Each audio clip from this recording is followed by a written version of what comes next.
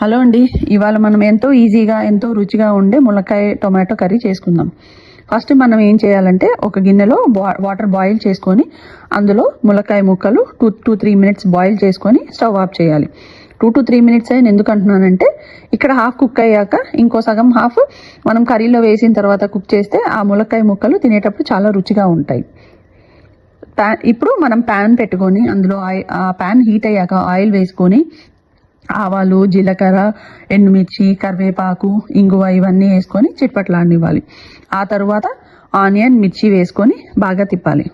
అవి ఫ్రై అయ్యాక కాసేపటికి మనం టమాటాలు వేసి టమాటాలు బాగా కలుపుకొని ఒక 2 నిమిషాలు ఉడికేటట్టు చూసుకోవాలి.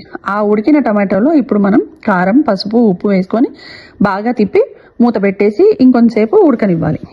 ఆ తర్వాత మధ్య మధ్యలో తిప్పుతూ ఉండాలి. ఒక 5 నిమిషాల తర్వాత ఆ టొమాటోలు పేస్ట్ ఉడికిన తర్వాత అందులో మనం ఈ ఉడకపెట్టి పెట్టుకున్న ములక్కాయలు అండ్ దాంట్లో ఉన్న వాటర్తో సహా అందులో వేసేస్తే కొంచెం మనకి కర్రీకి గ్రేవీ వస్తుంది, పైగా రుచి కూడా బాగుంటుంది. ఎందుకంటే ఆ ములక్కాయ ముక్కలు అందులో ఉడుకుతాయి కాబట్టి.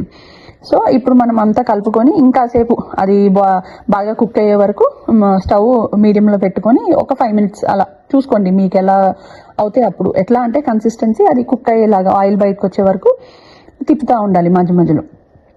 ఇంకా లాస్ట్కి కాసేపు తర్వాత మీకు కావాలంటే కొత్తిమీర వేసుకోండి. ఆ రోజు మాత్రం నా దగ్గర కొత్తిమీర లేదు కాబట్టి నేను వేయలేదు.